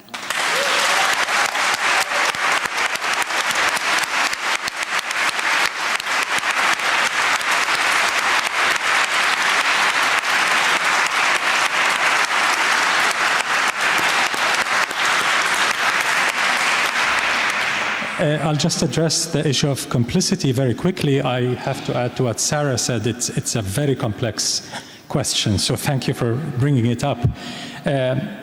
Usually, when I talk about our South Africa moment, which is a long moment, it's not like an instantaneous moment, it means when Palestine becomes a central part of a movement globally that connects our liberation with anti-colonial, decolonial struggles that are ongoing. And the biggest success for us is when Palestine becomes an organic, natural part of that global justice movement. As I said, when it truly intersects very well with all those other struggles. In the end of my talk, I mentioned not just dismantling 76 years of settler colonialism and apartheid in Palestine, but all the structures of coloniality that remain in the West as well, and other parts of the world. I was giving a lecture 2 days ago at a university in South Africa, and some of the questions related to how the administration there was opposing the academic boycott of Israel, and I thought, it seems some South African administrations think they're French. I mean, I was going to say German, but nothing is like Germans. So I mean, as colonial as French. In South Africa, I have to explain why. I mean, the people of South Africa get it. Why can't those administrations get it? But that shows the structured coloniality that still exists here and there. Those colonial structures exist everywhere.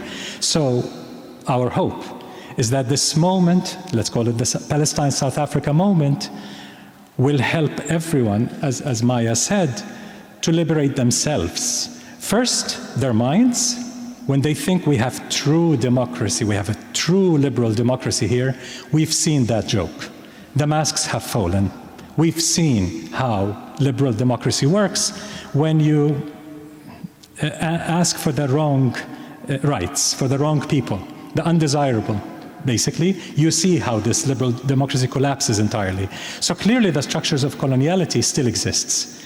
And we need to connect to that in a true organic way, where it's not superficial and not transient. It's not the issue in vogue now. It continues to be the issue of decolonizing here and there. Thank you.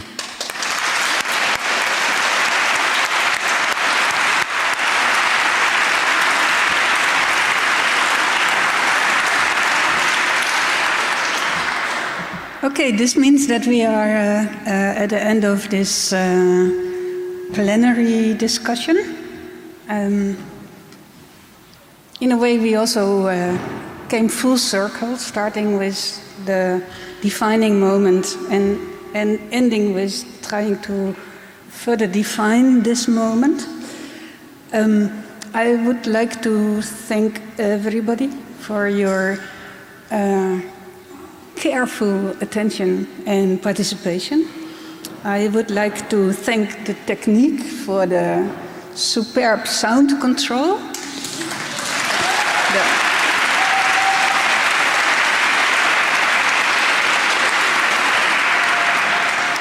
I would like to thank everybody on the Zoom. Hope you are still with us, and we are now going to close it off. And of course, I thank all the speakers,